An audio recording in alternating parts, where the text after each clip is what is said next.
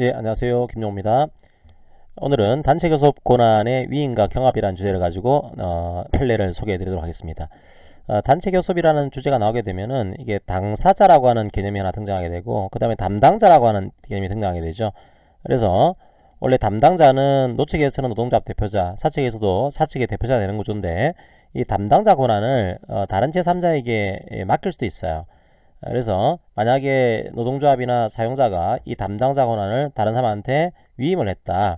그런 경우에 이 위임을 받은 수임자의 권한과 위임을 해준 노조나 사용자의 권한이 떤 관계에 있는 건지 이걸 보여준 판례 중에 하나입니다.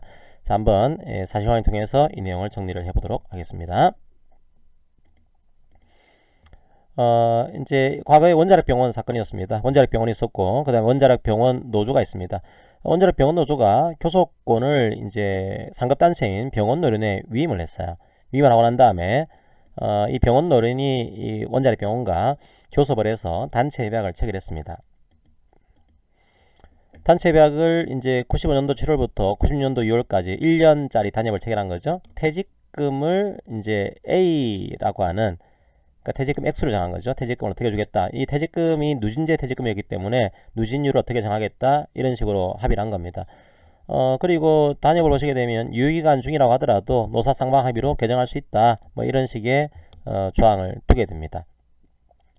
자, 근데 원자력 병원 노조에서 보니까 이 단협의 결과물인 퇴직금 A가 좀 불만이 있는 거예요. 아, 이거 생각보다 작은 거 아니냐. 그래서 다시 원자력 병원에다가 요구를 했죠. 이거 좀 올려야겠다. 교섭을 다시 요구했고 단협을 또 체결했습니다. 95년도 11월 달에 단협을 또 체결했어요. 그러면서 퇴직금 B로 퇴직금 규정을 변경을 하게 됩니다. 이제 누진율과 이런 것들 계산했더니 나중에 원자력 병원 노조가 체결한 단체 협약이 더 좋았겠죠. 퇴직금 액수가 더 컸을 겁니다. 그래서 이 원자력 병원에는 조합원 한 명이 퇴직을 했어요. 퇴직을 해서 퇴직금 B를 가지고 퇴직금을 준 겁니다. 그런데 나중에 이 원자력 병원에서 뭐라고 하는가 하면 아니 단체 교섭권을 우리가 실수한 거다. 단체 교섭권을 위임을 했으면 위임 받은 사람이 권한을 가지고 있는 것이고 위임해준 이 노동조합은 그 위임해준 범위 안에서는 교섭 권한을 상실하는 거다.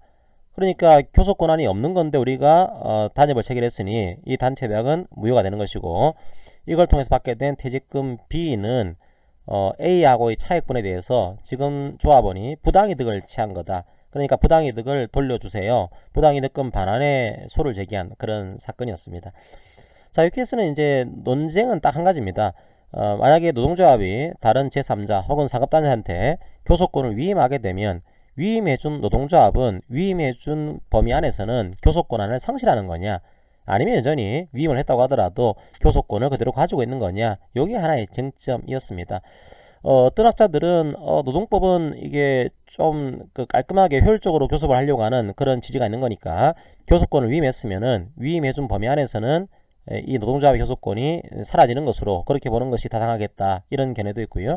어떤 견해는 아니 민법상의 위임 법리를 그대로 적용하자. 민법의 위임에 따르게 되면 설사 위임을 맡겼다고 하더라도 원래 위임자의 권한이 사라지는 건 아니죠. 뭐 그대로 봐야 되는 거다. 위임을 맡겼다고 하더라도 위임자의 권한은 그대로 살아 있습니다. 이렇게 주장하는 분들도 있었습니다.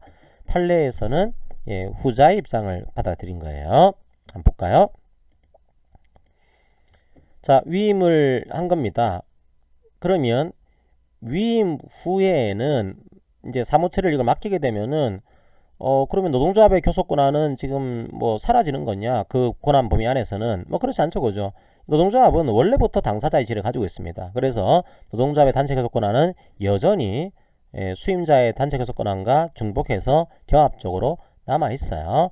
단체 교섭권의 담당자의 지위를 위임했다고 하더라도 이 당사자로서의 노조의 지위가 사라진 건 아닌 거죠. 그래서 노동자의 단체 교섭 권한은 여전히 수임자의 단체 교섭 권한과 중복해서 남아 있는 겁니다. 그러니까 단협을 다시 체결할 수 있는 거죠, 그죠? 단협을 체결했어요. 그러면 신법 우선 원칙에 따라서 나중에 만들어진 단체 협약을 적용해서 퇴직금 지급한 것 이건 아무 문제가 없다고 하는 겁니다.